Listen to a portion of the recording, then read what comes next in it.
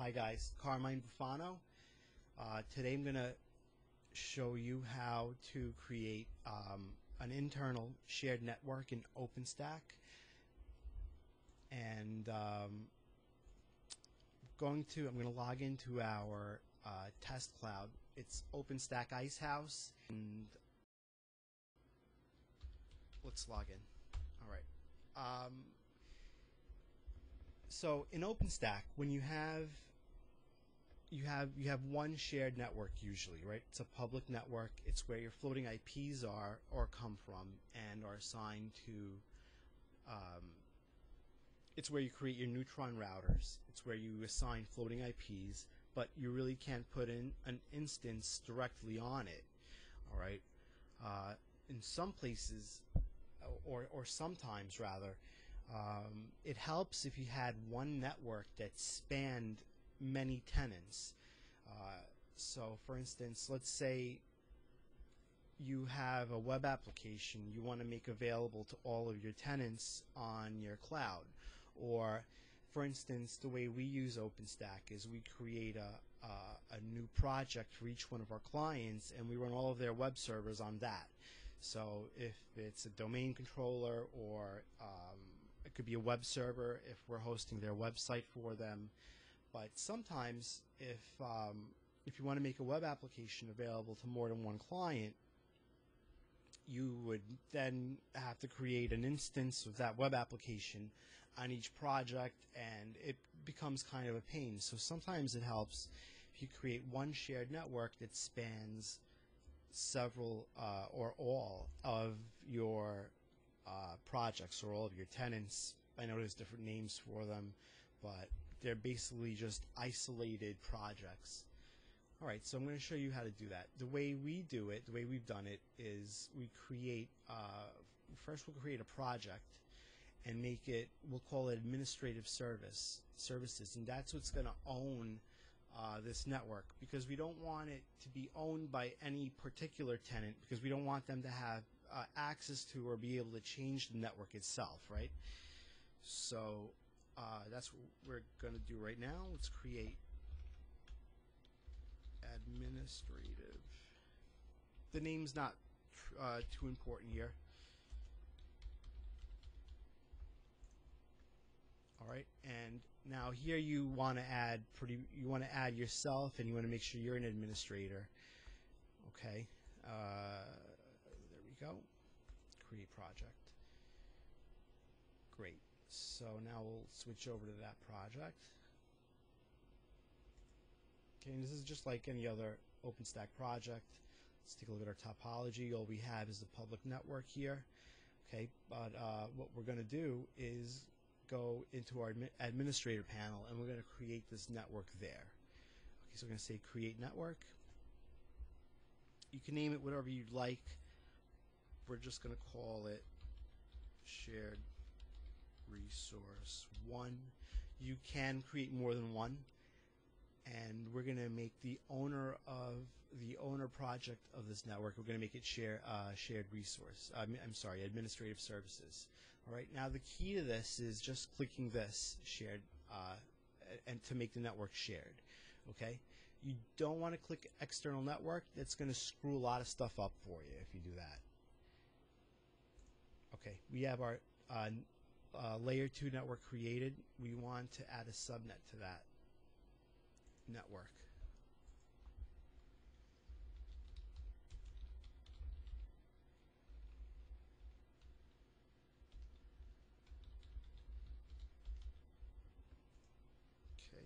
You can make something up here. It's probably a good idea to use an IP subnet that's not really conventional. You may not know what IP addresses your clients are using, and they're probably going to use something like 10 dot something, or 192 dot something, or 172. And if you don't want to really interfere with that, so you can do something like 1.1.1 or 2.2.2. That way it most likely won't interfere with a normal IP addressing scheme. I'm going to set an allocation pool.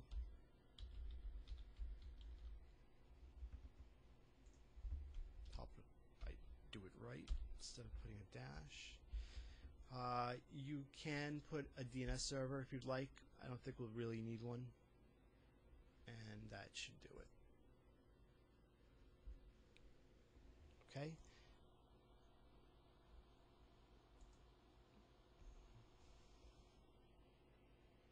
Now, if we go to our project tab and go to network topology, now we'll see two networks, shared resources and the original public one. Now, what's cool is you can go to any project and it'll instantly appear in every project. So all of your clients will have access to it. Okay. Now, just to show you how this works, what I'm going to do is I'm going to go back into the admin tab, and I'm going to create two projects that represent two separate clients. Okay, so we're just going to call one client 1. I'm not going to add a project member yet. Okay, and I'm going to create client 2. I'm also going to create two new users, and we'll call this one user 1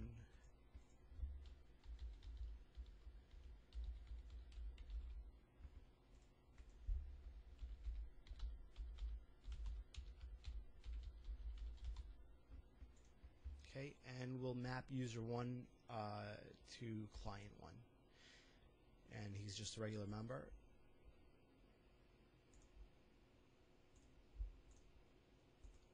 Create a user for the second client.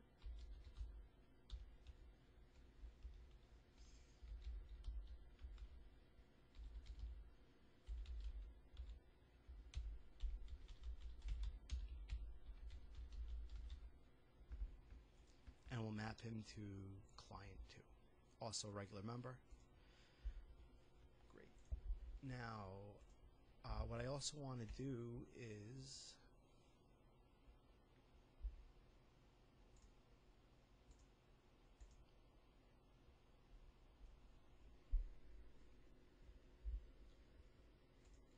so I want to set some security rules for this network.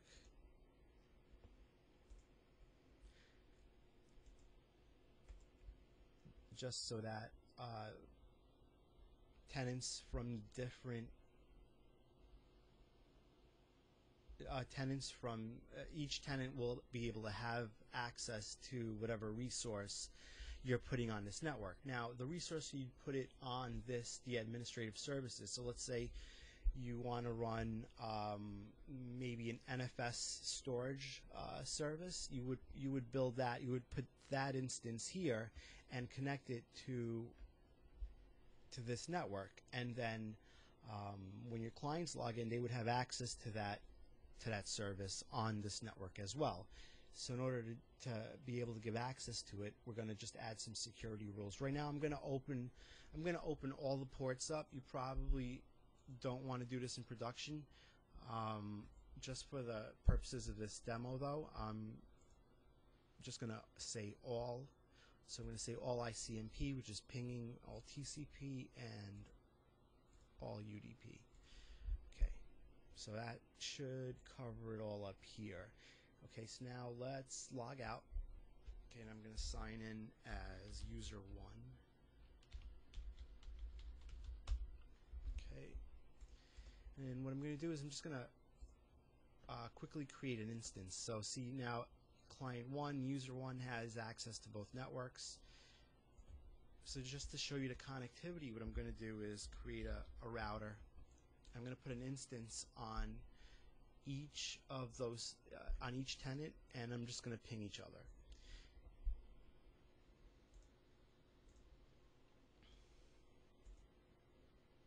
Wait, let me just connect everything first.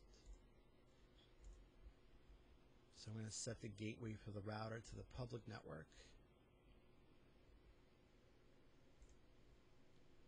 I'm going to create a virtual private network, private just to client 1.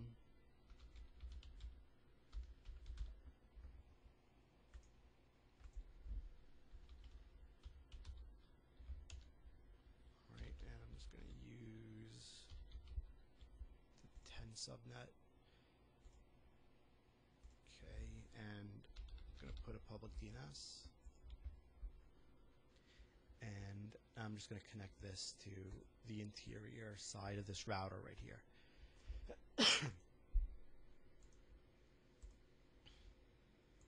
Great. So this is what regular Openstack would look like, right? This is what's extra right here. Let's add some security rules. I'm going to do the same thing here. I'm going to open everything up just for the purposes of this demo. Not something you would want to really do in your production environment. There you'd want to put specific rules that just open up the ports that you need. Okay. Before I launch the instance, oh, I'm going to need a key pair. I'm just going to import one already made. I like to use putty.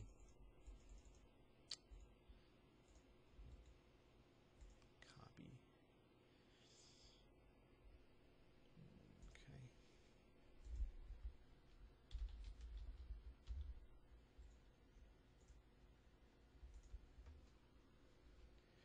Okay. All right, we should be good. Let's launch an instance.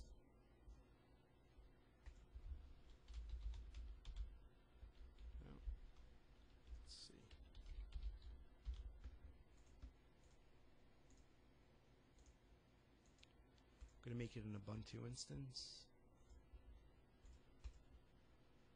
Okay.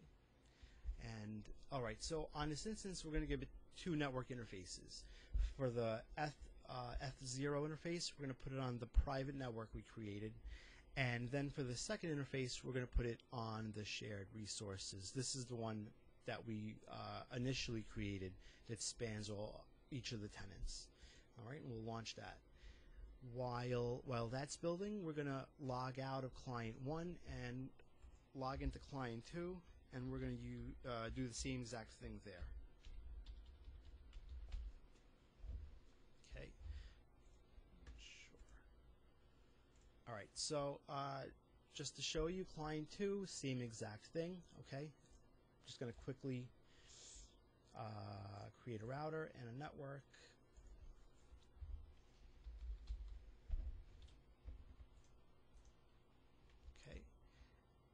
Create a network. Now I'm going to use, great thing about Openstack with the Neutron virtual networking is overlapping IPs. Every tenant can have the same subnet and it won't be an issue. So we're going to put the same subnet here, 10.0.0. All right, we're 24 net mask, which means we'll have 254 IP addresses available. We'll use the same public DNS and create. Okay, let's connect everything. We're going to set the router gateway to the public network. And on the LAN side of that router, we're going to connect it to that same 10.0.0 network. When I say the same, it's not the same. It's the network that's only to this client. So only this client has access to his own private network. All right, this is our shared network. Okay. Rules? Did we do rules? No. All right, so I'm going to open up the ports real quick.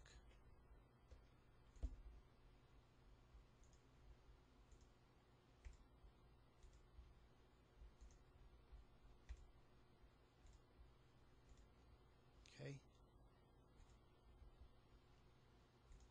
Just for the sake of time, I'm going to import the same key. Again, not something you want to do in production.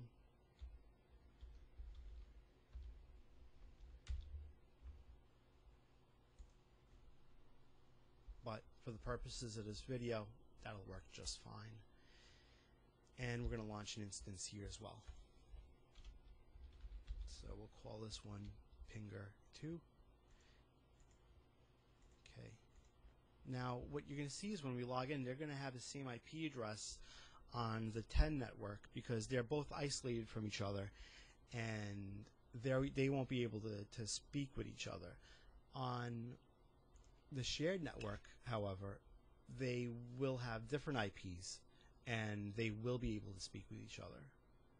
Okay, so we're going to do the same thing here for F0. We're going to put it on the private interface, and for the second interface, we'll give it that shared network.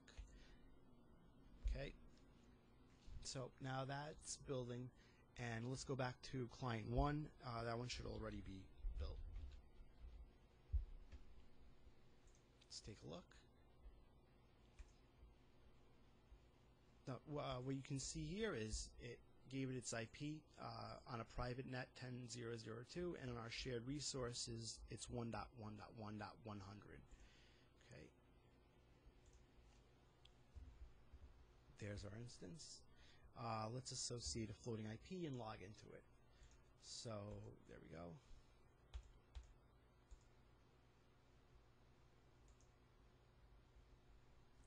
You want to make sure this is selected on your first interface.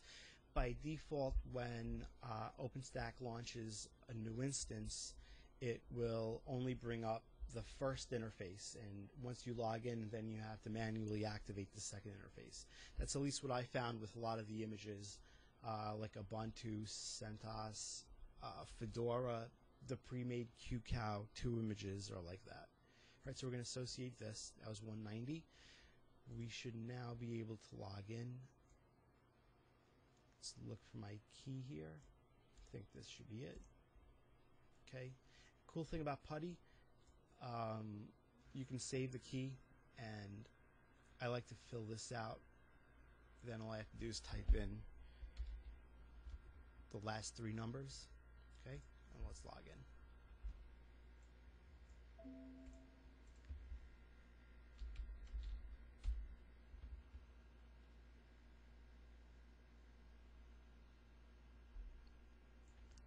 Let's take a look at our IP addresses. So you can see that this has 10.0.0.2. F1 is not up yet, so let me quickly just bring up F1.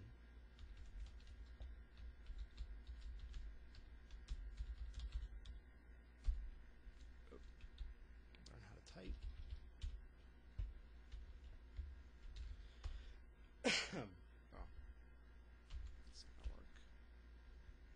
Right the first time.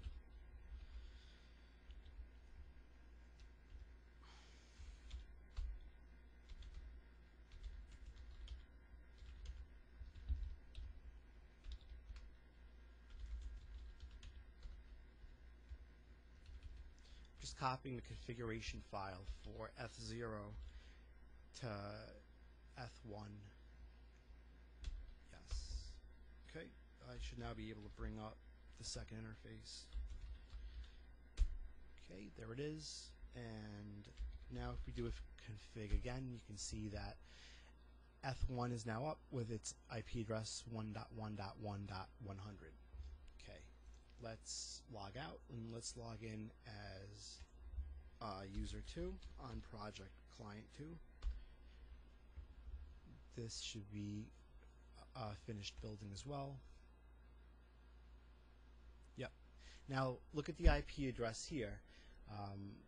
On the private network that are isolated from another, it has 10.0.0.2, but they won't be able to ping each other. They're completely isolated, even though it's the same network, same subnet address. On the shared network, it has a different IP address because we're connected to the same network, same logical network. All right, I'm going to associate a floating IP. Just saw something. You want to make sure you're not going to be able to associate a floating IP with this address. It has to be this one. Okay, so that's 191. And we will now connect to that instance as well. Demo key 191. Okay. I'm still logged into the first one right here. Okay, move this guy over here. If config, so let me bring up the second interface real quick.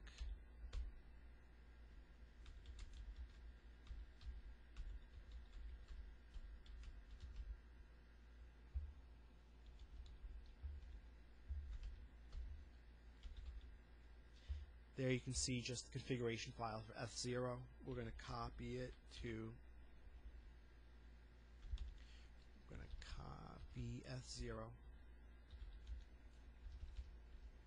and name the copy F1. Now we have the copy, and I'm just going to go into that and edit it.